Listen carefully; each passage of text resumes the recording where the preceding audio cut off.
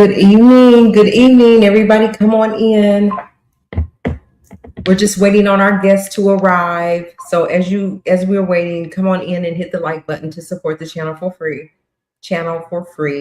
We appreciate it. Good evening. Happy Tuesday.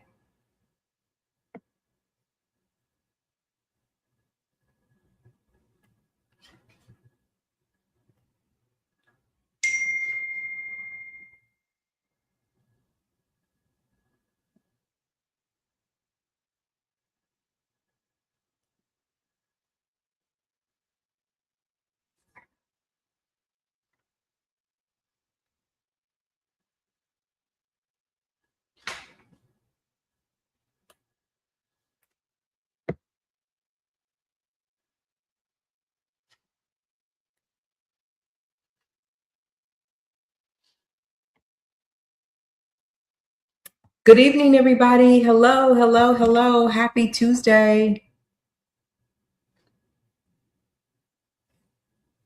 Hey, everybody. Happy Tuesday. Come on in. Come on in.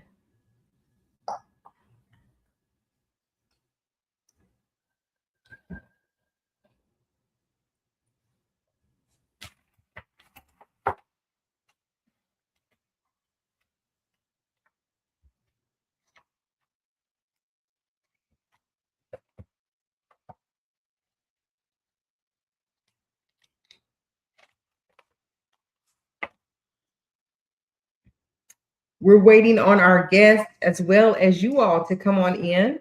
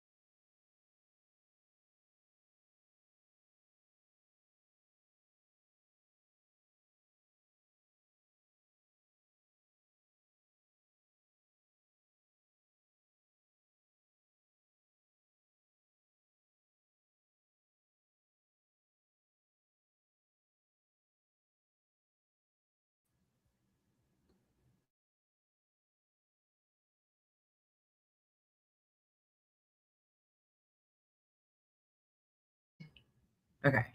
All right.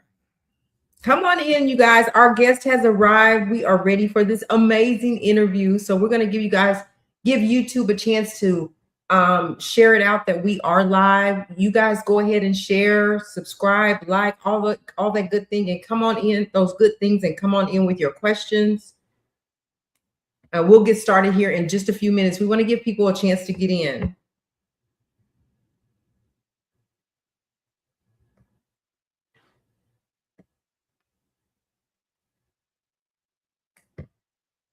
Happy Tuesday, everybody. Happy Tuesday.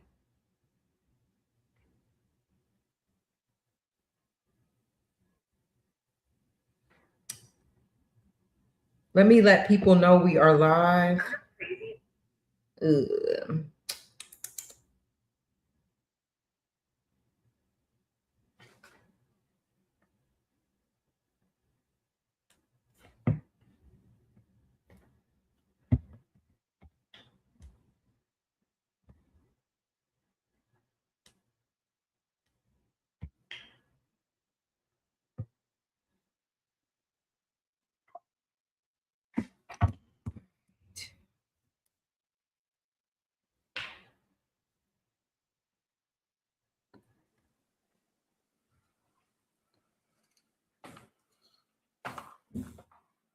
Hello, Miss Tracy. Can you hear me? Yes, I can hear you. Can you hear me? I can. Okay. And everything sounds fine? Yes, ma'am. Sounds good. I wish mine sounded like that. Sounds really good.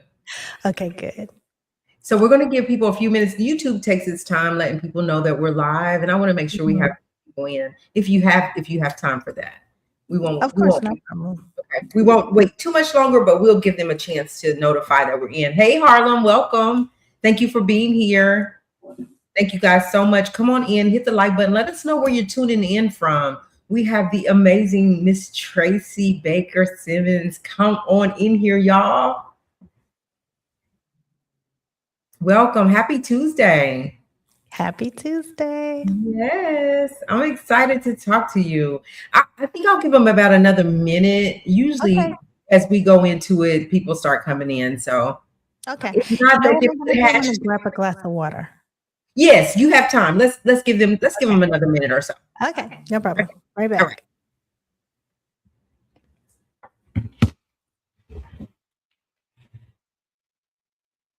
Come on in, you guys. Hit the like button as you come in. We have an amazing guest who is doing amazing things, who is tied to Ashanti and her husband, Nelly, Bobby Brown, and the late and the great Whitney Houston. You guys, come on in. Let's talk about it. Let me see.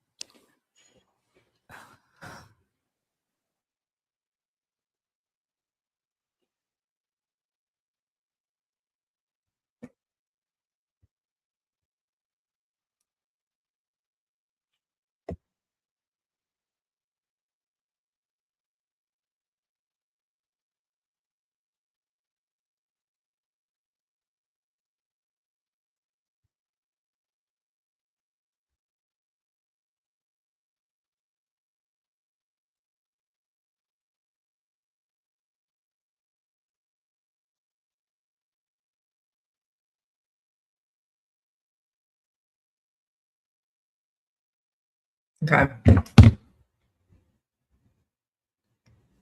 All right, I'm back. 30 more seconds and we're going to get started. We're just going to jump into this interview. And if you're back and you're looking at the replay, put hashtag replay in the comments.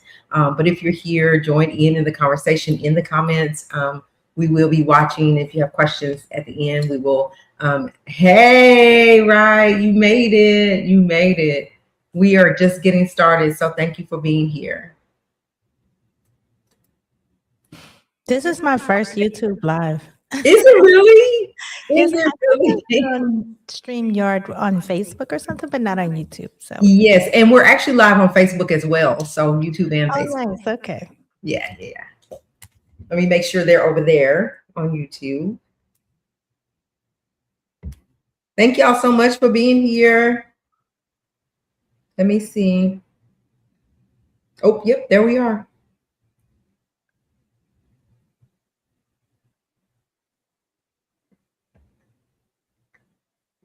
Yep, we are live.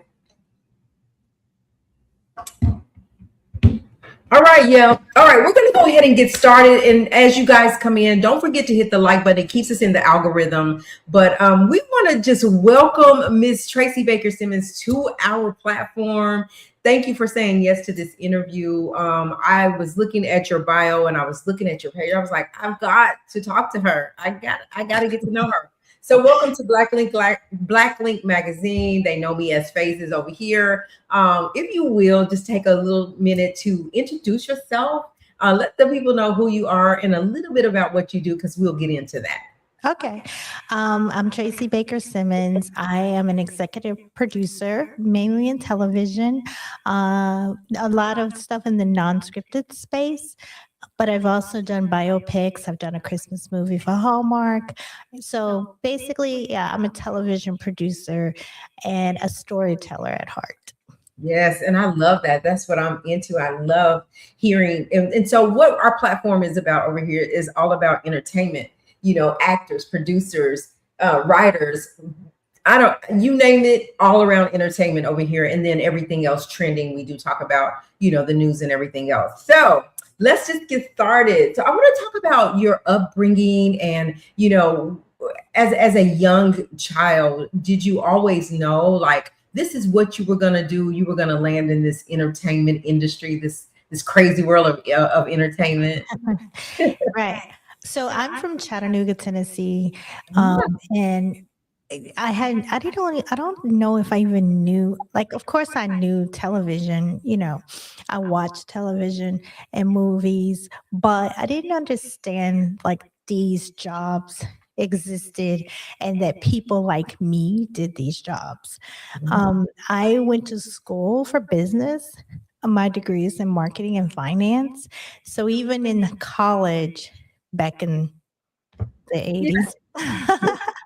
I did not know that this could be a career path for me. I honestly didn't even realize this existed until I moved after graduating college and Wow. moving to Atlanta. So when I moved to Atlanta, it was not even my goal to be in entertainment. I just happened to meet actually LA Reid and Babyface at a restaurant that I was working at in between looking for a job out of college and then meeting a man named Dale Hill at who worked at Warner Electric Atlantic at the time because Warner Brothers was those three labels and him offering me an opportunity to work in marketing at the record company. And that then burst my brain into the idea of working in the entertainment industry.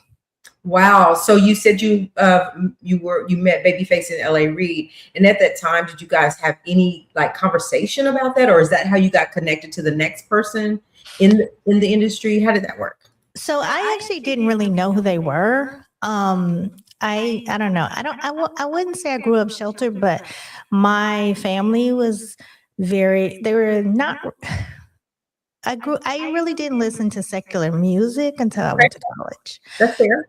So so when I met them initially, I didn't know who they were. Of course, I took their credit card because I was waiting on them and I saw LaFace.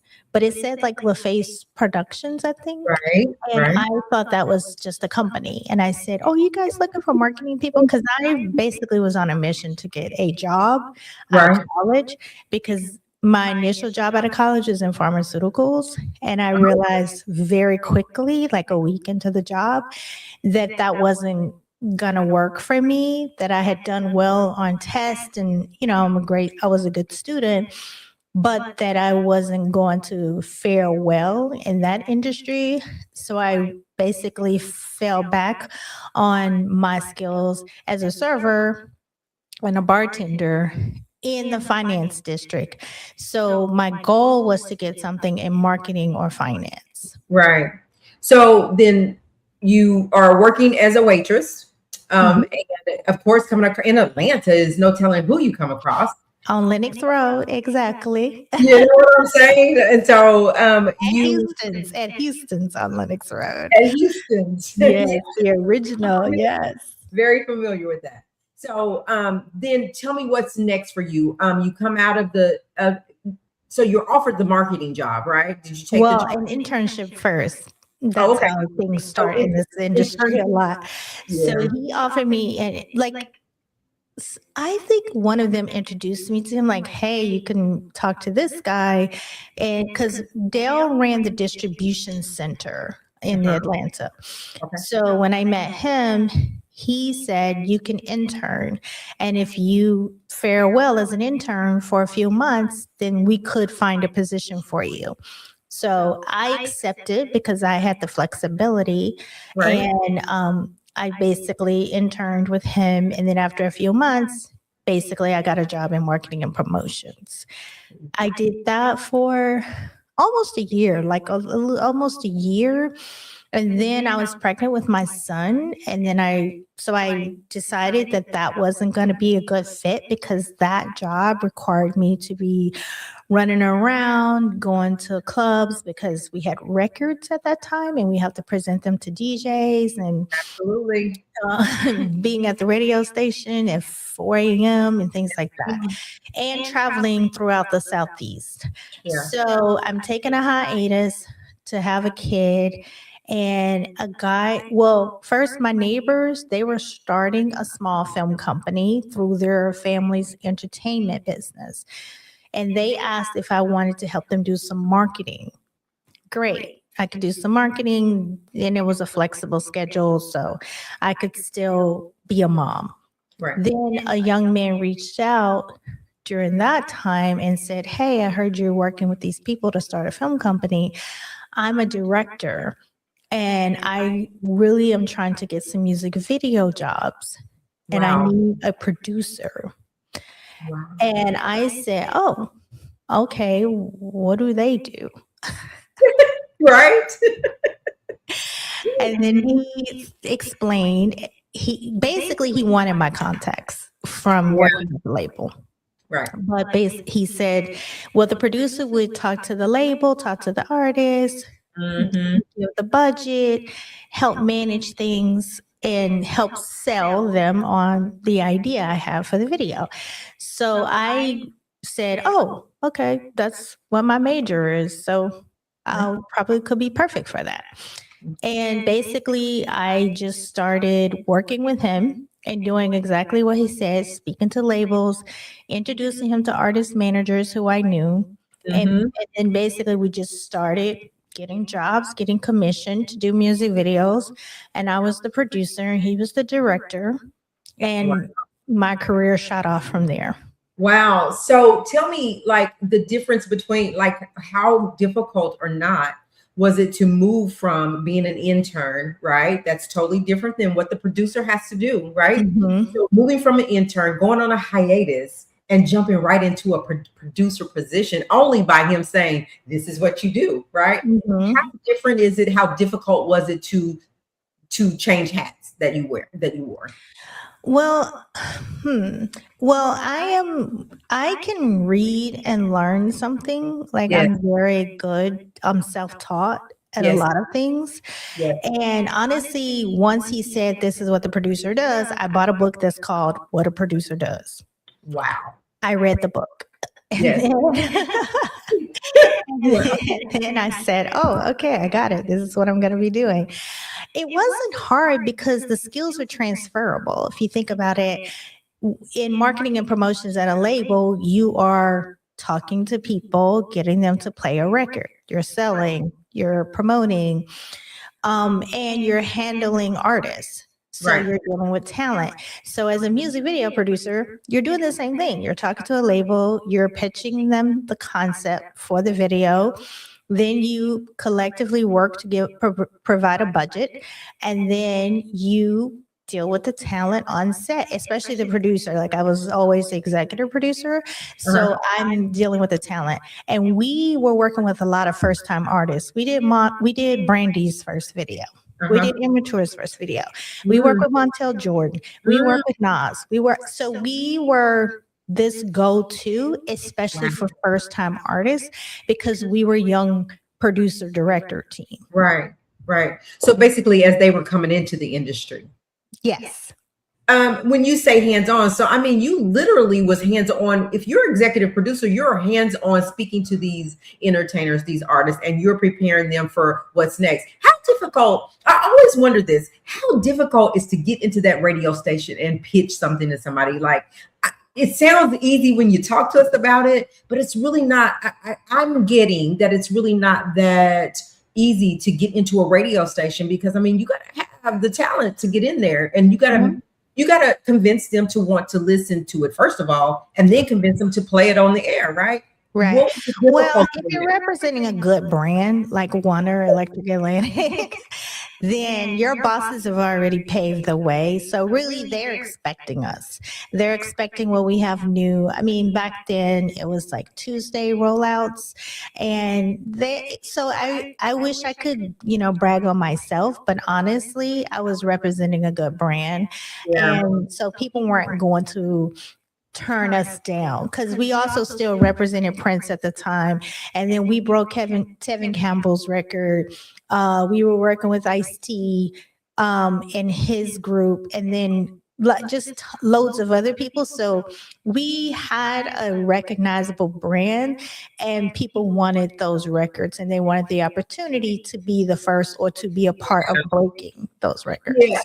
Right. So when you look at it that way, and you're working with those people, you're right, because it's about who you know as well, right?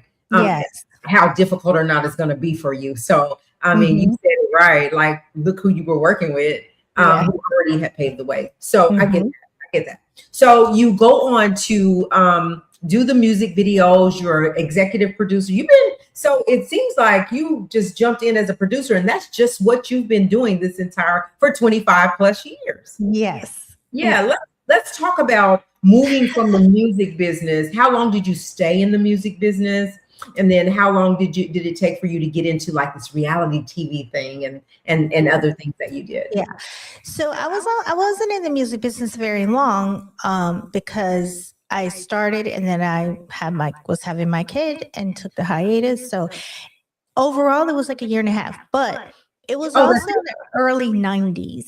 Atlanta was small. It was just growing. So things sort of cross-pollinated. The music business and then us doing the music videos and everything continued to allow me to be a part of the music business, which is why even during that time, a few years after doing music videos and commercials, I actually took a hiatus from that and went and worked with Rico Wade at Organized Noise, which is the people who created Outkast and Goody Mob, and they were in a new label deal. So I went to work with him to, one, be sort of in charge of visual of the music videos and things, but also we were initially trying to also build a film company called Red Clay. Unfortunately, he was so busy with the music, the film company didn't take off. So after like a year and a half or so with them, I branched back out on my own again to work as an independent producer. Oh, wow. How is that? So independent and so you talk about the 90s, but we come all the way to 2026. Like, independent is what's going on. Like right now, you don't have to worry about the big labels. You don't have to worry about, oh my gosh, how do I kick these doors in to be seen and be heard? So how is it being independent then to now? Like, is it the same kind of work? How do you but I can't really ask you this question because you already had the connections, right? Because I'm asking, how do we get connected to these great people that are doing great things? I mean, we're going to talk about it, but Bobby and Whitney Houston, listen, Whitney Houston she's my best friend and she didn't know it. Like, right? Mine too. I love her. Love and still love her. And so it's like, how do we get connected to those people as an independent? Yeah. So I want to say this. I did not know Bobby nor Whitney. When I thought of the idea of doing the show, discussed it with my producing partner. But basically, even today, there's still, I mean, honestly, I think it's actually more difficult to be independent right now because there are so many mergers happening and big companies, basically collapsing into each other. And I think there are larger barriers of entry, right? And the number one barrier entry in entertainment especially is money. There are like all these opportunities and, people will say, oh, I did this on, the internet and I blew, if you look at people who've grown, say like a YouTube channel to hundreds of thousands of followers, unless they already had a name like Don Lemon, right? These people, you'll look back and oftentimes I'll even look on YouTube to see, oh, this person's been doing this for 10 years. They've had this channel for 10 years or 8 years. So there is no overnight success. Right. Even though that I knew the artist and I was able to do the music videos and commercials, and I was teaching myself how to do that, I also did invest in taking classes to understand the other departments. And I paid in mistakes. I say this to people all the time. You're going to pay for the education. You're either going to pay a mistake, so you're going to be over budget, and that might have to come out of your pocket, or you're going to pay for a course, I suggest take a course if you can, because it's cheaper. Yeah. Right. Yeah. Take my course now, Jack. Right. So go ahead. Yeah, I think it's about, but the other thing is this, the way I got to Bobby and Whitney, my producing partner, we both said, oh, I know, we learned this in business school. We learned this in college, business school. Right. 6 degrees of separation. Who do we know that might know somebody that knows somebody that knows somebody that might could get to them? They were on the news. It was Atlanta. Atlanta's big and small at the same time. And honestly, it was only 1 degree and we were able to get to them. And even today, I still play that game. Uh-huh. And guess what? A lot of times you're not 6 degrees. You may not even be 3. You might be 2 or 1. Or you're just one response away on a LinkedIn or Instagram. And you just have to be diligent, not annoying, but diligent enough to get a response. Yeah, I can kind of relate to that in the interviews that I have been able to capture. It's almost like you don't cross that line, right? You send the message, you talk to either their people, or sometimes you get directly to them. They don't like you too. Y'all are busy people. And so whenever you tap into those people, like I've learned, we don't keep tapping in. We tap in, we give them some time, we follow up, and because if you're annoying, they will ignore you. They're like, oh, I already know how this is going to go. So I like the advice that you're giving. But it's just interesting how you went to reality TV. So some celebrities would look down on the reality TV thing, and some are like, well, hey, this is like a really good platform. Like you would see a Cardi B that started on Love and Hip Hop, a reality platform, and then look who she's become, right? Let's talk about a little bit about reality TV, how you got into it, how you even got the Bobby and Whitney deal, and what was it like working on that set and with the people, with the family, really, because that's who it was about. Right. So basically, again, living in Atlanta, I saw them on the news, and honestly, I was working to build a company. I have just moved back from Los Angeles. I was building my own company with my best friend who decided to be my partner. Right. And honestly, the real estate agent where we were getting an office was telling me like all this quirky stuff about Bobby and Whitney being in Atlanta, sometimes liking to stay at the Hyatt. And then I went to a bar. I was at a restaurant in my neighborhood. It was called the Fish Market. And the guy said, oh, you know who our customer is? And he said, it's Bobby and Whitney. They come in here. And he said, Bobby's so cool. He has his beer. And, Miss Whitney will have her little cocktail. So they started being just in my aura. Yeah. And I was, so I told my partner and then ultimately our attorneys that they should do a reality show because the news covers them all the time. And I felt like, well, they're just giving away. At the time, I didn't label it as content, but I said they're giving it away for free. The news is making money off of them. And so my attorneys they actually said, you'll never get them. And reality was very new. We didn't even have Nick and Jessica yet, I don't think, but we had the Osbournes. Okay. And we had Real World, I think. Met the Osbournes, love the Osbournes. Yes. Yeah. So basically we said, let's do 6 degrees of separation.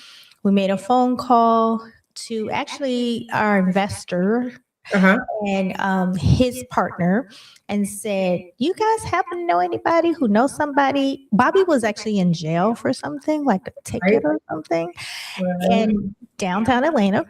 And so we said, do you know anybody who could get us a meeting with Bobby Brown in jail? Hey, you got his attention. We'll get his attention. I was thinking he's not busy right now. Put a little something on the books. No. And he called us back and he said, I have 2 phone numbers, the lawyer and a spiritual advisor. And then I thought, well, how interesting could that be? A spiritual advisor for Bobby and Whitney. I would love to speak to them. Hey, you got to do what you got to do. You got to do what you got to do. And so I met with the spiritual advisor who then introduced me to the brother. And then actually the brother and I knew each other. We had a mutual friend. Okay. We were like, oh yeah, we were at the same barbecue in LA. And then we realized, oh, you worked in the music business. Oh yeah, I remember you, Triple B, blah, blah, blah. So he was like, okay, I'm going to tell you. But at first he was like, no way, my brother's doing a reality show. Right. And then I put on my marketing hat And I said, oh, do you know why football players make less money than basketball players? And he looked at me curious, and I said, because you can't see their face. If your brother wants the world to know that he does not have Whitney Houston tied up in a bedroom somewhere, forcing drugs down her throat, they should do a reality show. And so he said, that's a curious pitch. But let me talk to my brother. And he talked to his brother. He arranged a phone call. I don't know how Bobby could schedule phone calls from jail, but they did. And we scheduled the call. We spoke. And then he basically said, oh, he'll think about it. He got out of jail maybe a month later, but then he got transported back to jail in Boston. And I called his brother freaking out, like, what? Why is your brother back in jail? We're never going to get to meet him and do this show or talk about this show. And then he said, oh, no, he's going to be out tomorrow. Oh, great. Tomorrow happens. I get on the phone with him and he said, what do you want to do? And I said, a reality show. And then he said, this is Bobby. If you want to do a reality show with me, you should bring those cameras right now to Boston. You got on a plane. My partner did, because I realized I needed to stay back to figure out what we were doing, because there wasn't a book for me to read. Right. Right. I'm gonna have to watch some TV or something. I mean, it was moving, right? It was moving. Yes. Okay, so he goes out there. She goes out there. I sent her with a camera team and an audio person. And it was funny because she said, what are we going to film? I said, whatever he does. I have no idea what I'm even doing right now. We threw this idea. We didn't know it would happen like this. And so she went out there. They're filming for a few days. And I literally am watching Being John Malkovich, watching the Osbournes, really going, let me figure out what we should be doing. Right. And then when he came back to Atlanta, I put on my marketing hat. Yeah. And you learn a lot in school in marketing, by the way. And so I said the Hyatt. They like to say the Hyatt.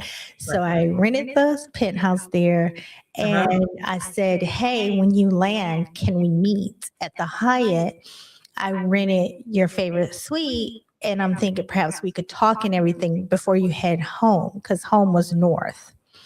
And he said, sure, okay, I'll come there. And of course, I had a limo there for him and everything. Right, of course. Yes. And then he gets there and I said, hey, I came up with a name for the show. And I said, I want to call it Being Bobby Brown. He liked that because his record label used to be Triple B. Okay. And he said, I like that, Triple B. And then he's on the phone with Whitney because she is wondering where he is.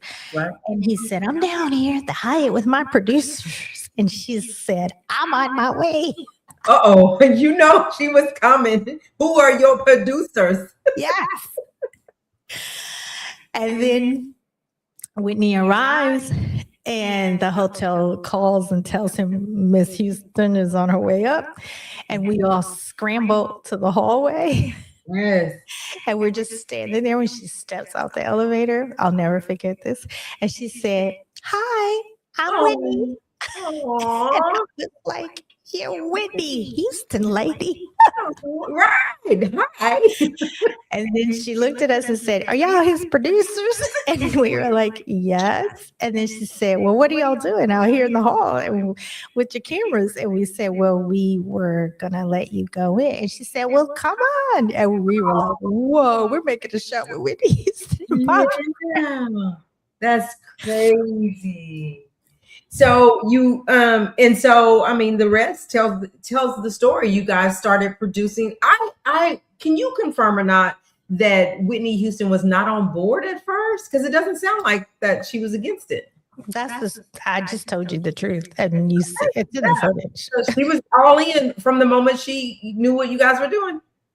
She wanted to do it. I mean, she didn't probably know exactly 100% what it entailed, but she participated. Like she told me, like, tomorrow we're going to the Bahamas. And then I said, wait, Whitney, we can't move that fast. And then she said, well, I'm going tomorrow. And then we worked it out where Bobby came with us a couple of days later. And then we sat down and said, okay, what are you doing with you? What is your schedule so we can be a little bit ahead or something, just so we know where we're going. And then she said, we're going to go to Miami. We have a place there. We probably go to Jersey. We need to go to London. Y'all want to come? So I know people say that, and, you know, but at the end of the day, Whitney wanted, with us, she had a space to be free. That's she could be herself. And I saw that when I watched it, because I watched every episode. So it showed that she was just good. She got to be who she was, Blake, just outright. And to me, she looked comfortable doing it. Like she was comfortable. We had so much fun. Like, I'll tell you, we went to London, and me and my partner, I guess we were just tired. But we brought our kids, because our kids were always, you know, they were with us too, because their kids are with us, and, you know, and I'll never forget waking up one morning and I'm like, where's Jacob? Like, looking for my son, even though I had brought my cousin who was helping take care of him. He's like, my son was like 8 or 9. And I said, wait, where's Jacob? And my cousin's like, Whitney got all the kids this morning. I don't know where they are. And then we went to look for them, and they had eaten breakfast and they were swimming. And we were like, what's going on? And Wendy's like, well, y'all don't want to sleep all day. These kids don't want to sleep. So I just said, let's go. You're going with Auntie Whitney. Oh, I love her. Okay. She loves kids. Like, oh my God. Yeah. So how did the show ended? Where did you go from there? Well, let me back up, because I want to talk a little bit about the show. How did you, like, was she protective over her daughter? She was, yes. I mean, she trusted. It took her a minute. It was interesting because I think we finally knew we had gained her trust when she said to my partner that she could take Bobby Christina to get her hair done. Okay, yeah. And then we were like, whoa, by herself? And she's like, yeah. And we were like, oh, okay. That was nice. Okay. Yeah. And then, so what ended it? Was it just it was time for something different? Did somebody back out? Like, what ended the Bobby Whitney? Honestly, I think, I feel like they did the show for fun. Like, they really were like, hey, you know, no, we didn't know what this was. None of us, not them, not us. None of us knew. And I think it was fun. Whitney was in a transition where she was trying to figure out if she's going to record more music, and everyone on that side had an opinion because they needed her to become Whitney as opposed to Nippy. Right. And I feel like I think they also realized, because when we were shooting it, it was independent. We had an investor. There was no network, no one telling us what to do. Okay. Then we basically went to a lot of networks, but we landed with Bravo because they were open to allowing us to continue to edit the show, and basically we licensed it to them. Oh, I like that. Sell it to them. And then that was smart. So once we made that relationship, and then we came back and we shot the Christmas episode, I also feel like they realized if we were to do more seasons with a machine now, that would feel different. Because the initial show, the energy was family. Like, I literally felt like I was living with them. Yeah. We're every day, we're traveling with them. It wasn't even like a separation where we had to stay at a separate hotel or anything. They treated us like family. Like, when we went to their house in Jersey, they cooked for us. When we were in their house in Miami, literally, I mean, Whitney kept saying, you're coming to the house. You're coming to the house. What time are y'all going to be here? And when we got there, it wasn't, oh, hold on, or we have to be in a corner. It really was like, hey, come, let me give you a tour of my house. Hey, Bobby fried chicken. We all sitting around eating. Like, we would have to be like, okay, let us try to get out of the shot so they could shoot. But they really didn't separate us from them. We were their family. That was nice. So I understand you're doing the Shanti Nelly. Is that correct? Yes, I am. Yeah, I'm a co-executive producer on that show. Let's talk about that because now we have been Whitney, Bobby. Now we got Yes. the amazing Ashanti and Nelly, right? So awesome. They're so cute. How did you step into the? They are the kid. Their son is so cute. How did you get into that? And how did you get connected with that particular reality? Well, that show, because so from doing Bobby and Whitney and then doing, Sprite Step Up, lots of shows, I ended up moving from Atlanta to New York. And then I worked in development for a company for about 3 or 4 years. Then we did the Houstons. And then I decided to just step back out into the world, not on a staff. And now I develop my own projects, but I also work as basically a gun for hire, like a executive, like a showrunner or co-executive producer. Right. And basically the showrunner asked me to come aboard the show. So he was hired by the company that commissioned that particular project. So I didn't create that or anything. I'm just was a good fit for the executive team. I want to interrupt for just a second with interacting with the comments because we were talking about Nelly and Ashanti, and my sweet friend from Houston, Miss Trina, she says, my husband didn't even tell me he was working with you, Nelly. Let me call him right now. Oh Lord, don't get me in trouble. Don't get her. So, this is jokes. This is jokes, Ashanti. Yes. Yeah, but I just want to interact with them. Thank you, guys. Shout out to Trina for saying that. Thank you to everyone that has hit the like button and is here. All right, so let's move on. So she offered you in to be a part of the reality show. Yes. So what if you're co-producer, you're still hands-on, right? Yes. Okay. So you're hands-on with Ashanti, Nelly, their kids. Are you following them around? How are they compared to, I don't want to like to compare them, but is it the same family feel, the same energy? They're super, super nice, very warm. Nelly is from the Midwest, so he's really sweet. He's being Southern. And Ashanti is a New Yorker, but she's sweet. She's so giddy. Yeah. I mean, look, it's a good time and space. They're newlyweds. They're starting a new family. So it's a lot of fun to work with them. It's easy. It's so funny. I was saying that to someone today. I was like, it's an easy show. Like, it's not hard because they're like sweet people, and we're not creating anything for them. We're following their reality. So it does feel the same because I've worked on shows where we have to lay out story, but this is like what is happening in their life. We're following it and making sure we capture it properly and covering it the proper way. Right. So you also this is their love story. Yeah, it's so sweet. They look so amazing together. I just love them. I've always been a fan of Ashanti's, like I was with Whitney, and I just love them. And it just feels like what we see. I don't know them, but I feel like I know them, right? Mm-hmm. So sweet on the like Ashanti, always smiling, always smiling. Yeah, and so pretty. She's beautiful. It's funny because Whitney Houston is more beautiful in person. And I would say Ashanti is as well. Like just naturally amazing skin. Jesus Christ, that skin is amazing. And she's just so cute, and she has like her little like tomboy side of herself where she's like, relax, but then she can get fly. Like right. Yeah, I love her. She's amazing. She's sweet. So you also did something for celebrating 50 years in hip hop, right? Can we talk about what you did and what role you played with that? Yeah. So that particular documentary has not come out yet because it was for Showtime, and I guess they were holding it back.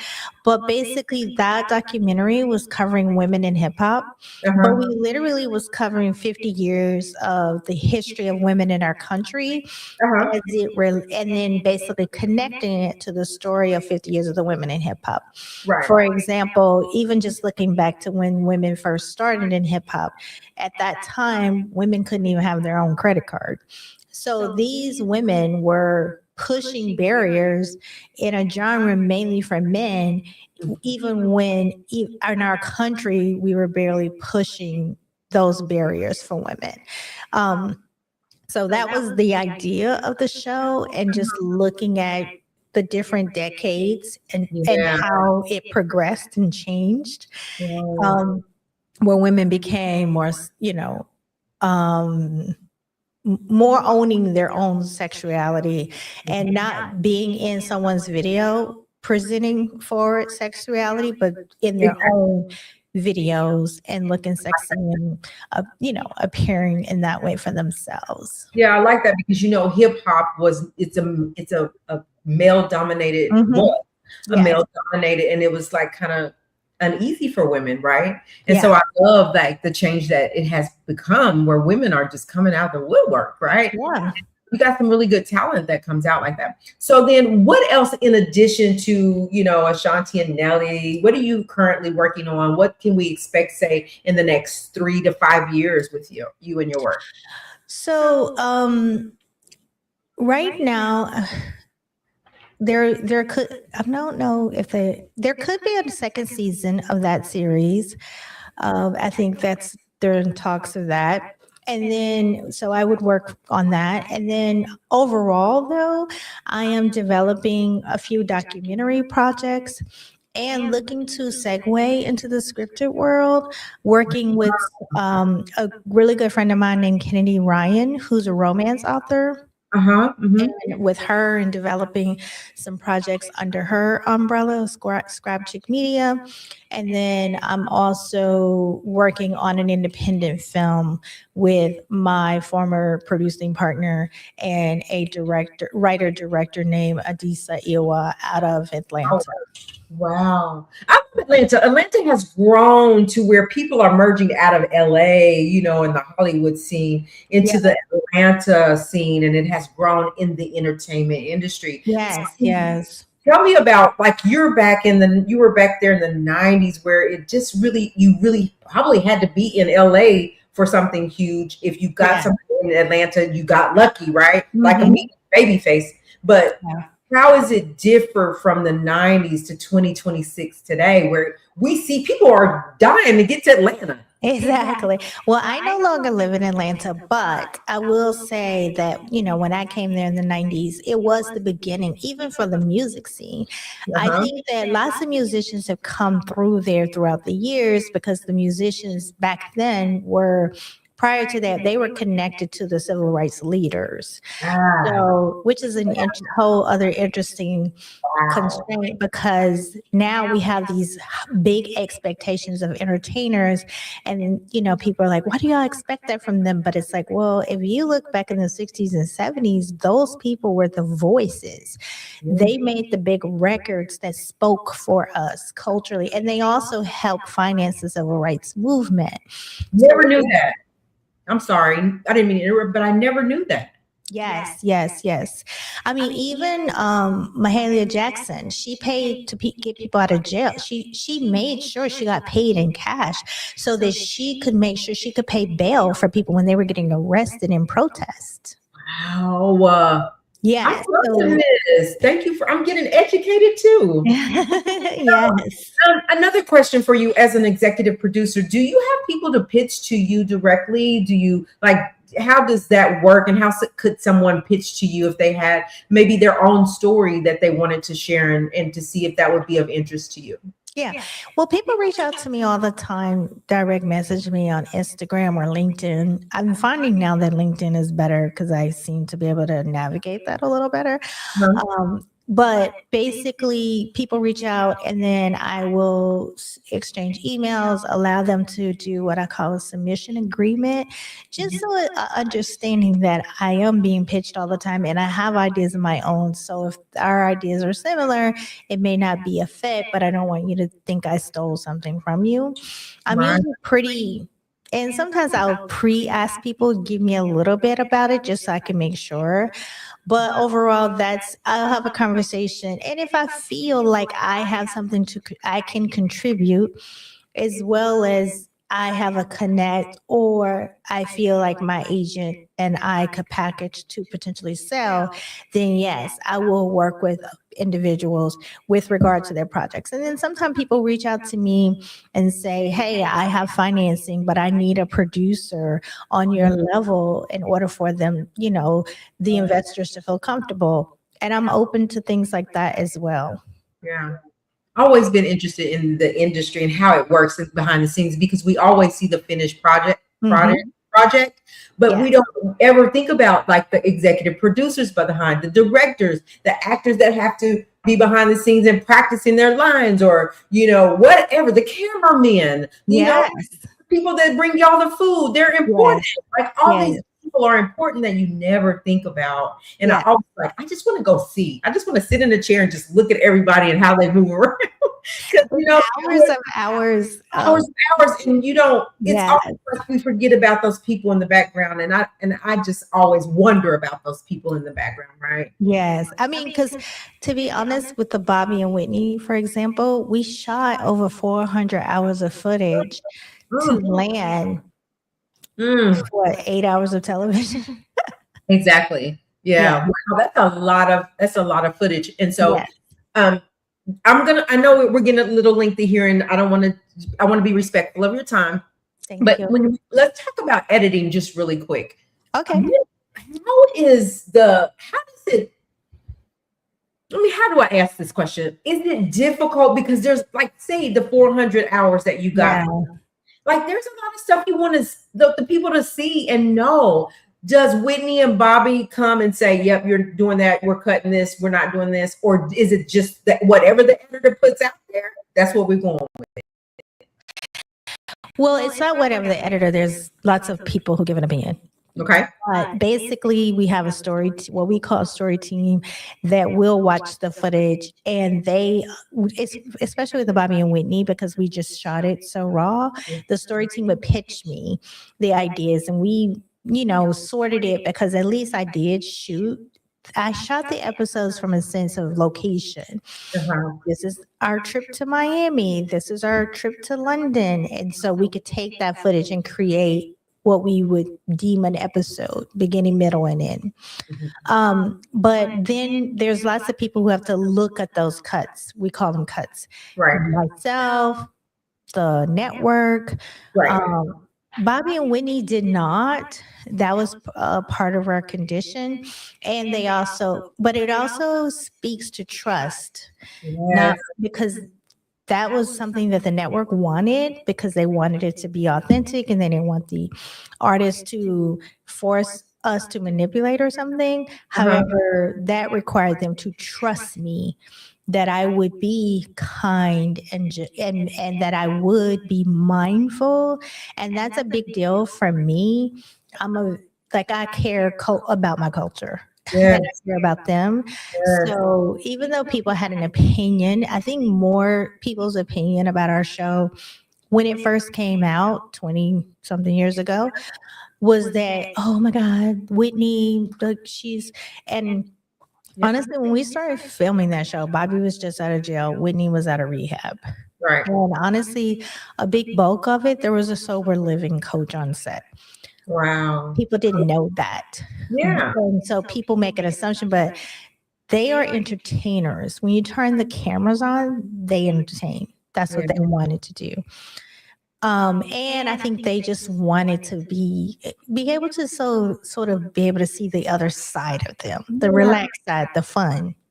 I loved it.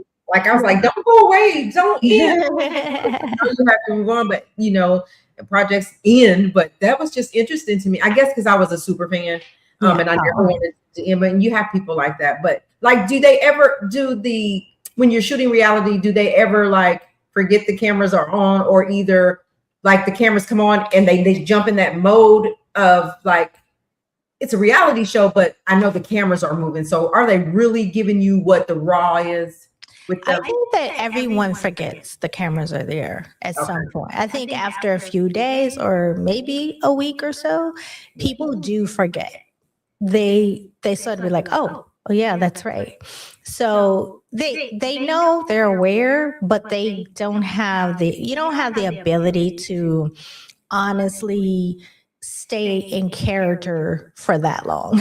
Yeah. To be honest. So Right. you're going to get the real ultimately. I love it. So just to close out, you did mention you do care about our culture. And I know even in the 90s, but you had that connection. It was hard for Black women, especially to be in this industry and remain relevant in this industry. You've been in this industry for 25 plus years. Yeah, you went on hiatus, but it's like you jumped right back in every time. What advice are you giving to someone who wants to get, Hi, hold on. okay. Okay, let me see. I'm so sorry. It's okay. That was just my Are we back? Hold on. Oh.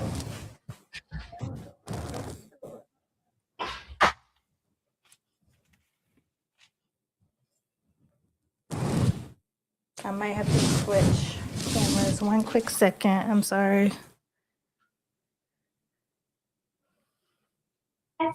You're okay. Take your time. Yeah, I'm coming. Okay, no worries. So what are you talking to? I'm doing an interview. She's saving me. Thank you. Okay.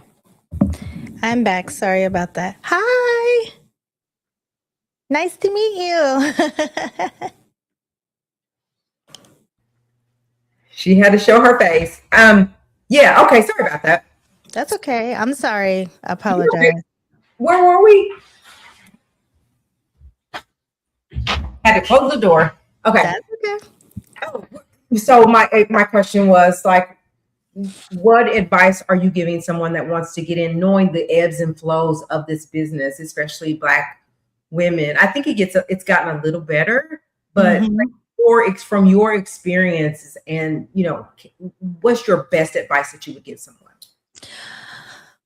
My best advice is, look, if it's your thing that honestly, even when I took hiatus, I always came back to this. So I knew like it's the thing that I love to do.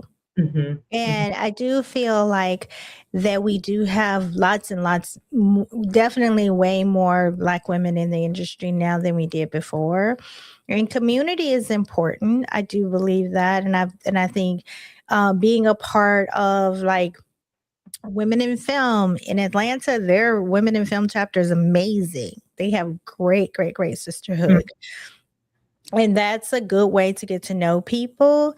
And I would just advise to be like, honor yourself. Like I remember when the Me Too movement started, and I was saying to some jokingly, I said, "Oh, let me see, do I have a Me Too so I can get me a check?" and then everyone who knows me were like, "Girl, nobody bothered you." And it's not probably it wasn't because I was so mean or anything like that. It literally was, I was blessed to have people who were respectful. And I honestly never really had, even I did rap videos. Yeah. And I wasn't like, the guys didn't, maybe I wasn't cute. I don't know. But what I will say is that I feel like if you carry yourself in a respectful way, I will say this is a very interesting thing that happened very, very early on. Maybe it was the Brandy video. It was my first video in LA. I remember I had on this short set. It was so cute. It was a little white hoodie, but it was short sleeve cashmere and some cashmere shorts. I'll never forget. And they weren't shorts because I'm not that type of girl. But they were shorts and I had on some boots. I remember that outfit, right? And I remember that an executive from the label came to me. She was a Black woman. And she said, she was like, "You look cute. But if you want to be respected in this business," she said, "you have to show up like a boss." Wow. I get that. And I never, I wore that outfit again at home, Yeah. lunch. Yeah. But I then transitioned into dressing like a, as we would call a business professional, because because basically, and I didn't take offense. Like I remember just looking at her nervous, but I said, okay, because I was young. I was like in my 20s. I was 20, 25, 26, 26, 27 years old. Yeah. And I do remember the second piece of advice. I remember when I worked at Warner Bros. We did stuff with Anita Baker. Uh-huh. And she used to yell at people. I've heard that. Yeah. Yes, I'm sorry, but she did. Yeah, I heard it. Yeah. And when I started, I think I yelled at someone, and I remember another Black woman pulled me to the side and said, people yell because they feel insecure. Said, no one knows what you don't know. So don't stress that. And don't yell at people to try to prove you're in charge. Yeah. I love that. So honestly, and if you can receive constructive criticism, absolutely, you're going to make it far. I love that, because you could have very well got offended, but I mean, that was great. I feel like that was great advice, in that maybe a lot of things that was alleged to have happened to others may not have happened if we were being appropriate. And maybe they didn't feel like that was inappropriate, because everybody exactly. Right? Yeah, and I agree with you at Right Sound Studios. She was trying to help, and I'm glad that she said something. Yeah. I mean, those things stuck with me. That was my son is 32. That was 30 years ago. Wow, and it's still something to talk about. It's still good advice. Yes. Even today. Well, I just, oh man, I could talk to you forever, but I know you have to go. And I appreciate you having me. Thank you so much for being here with us and answering all the questions. How do we follow you on all social media sites? So I am on Instagram. I'm T Baker-Simmons, and I'm on Substack as T Baker-Simmons, and I'm also on LinkedIn as Tracy Baker-Simmons. So those are the main platforms, and I have a TikTok, it's TV Producer Lady, but I'll be honest, I'm not on there much anymore.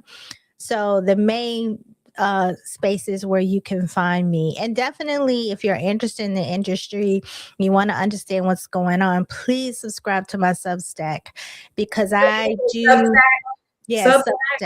Yeah. SUBSTACK. It's and like basically if you go and subscribe to my Substack, I put out a newsletter every Monday, honestly breaking down what's happening in the industry. I share updates on what's happening with me and my projects. And just, I want people to be a part of my journey and how I'm trying to navigate this new space.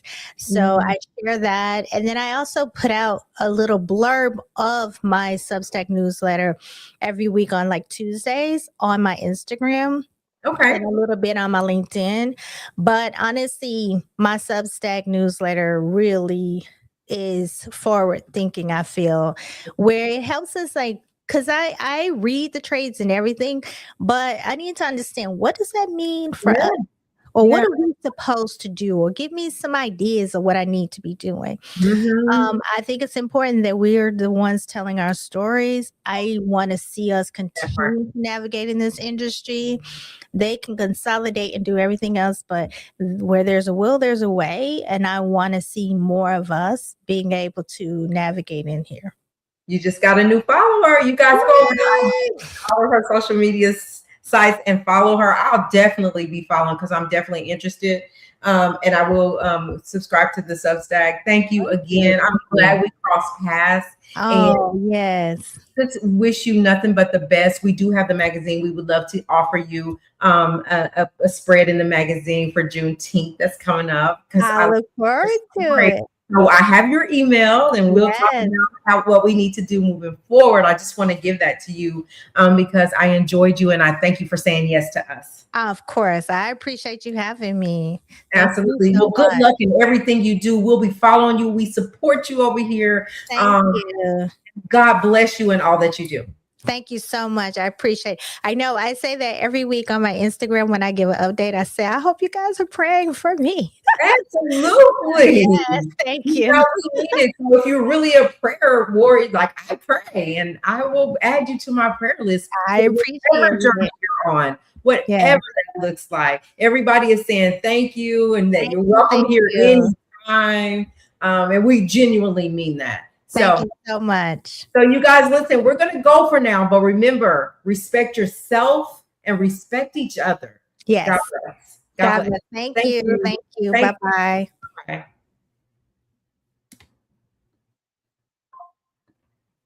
Thank y'all so much for being here. I loved that interview. Anytime I can get somebody that is hands-on in this industry, that knows about the industry, only because I'm so curious about it. I love it. And it's just to have someone that works with big names like she does. I mean, I love it. And that's what I do. And so I appreciate y'all being here for our interview. We have more to come. There's more to come. So if you come back and this is the replay, put #replay. Y'all stay following us because we got some stuff coming down the pike, and we would want you all to be a part of that. Share it with your friends, tell your friends. And again, thank y'all so much. I'm gonna do another live tomorrow since the interview took our time tonight for our regular scheduled live.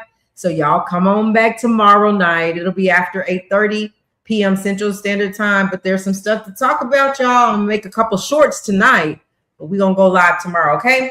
Thank y'all. Y'all have a good night. God bless, and we'll see y'all tomorrow. Thanks for being here.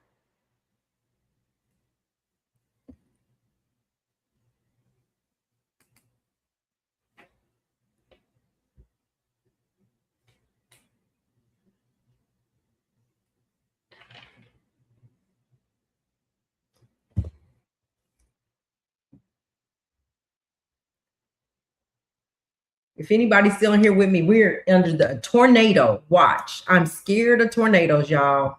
So I'm gonna log off and I'll see y'all tomorrow. Let me go watch this weather.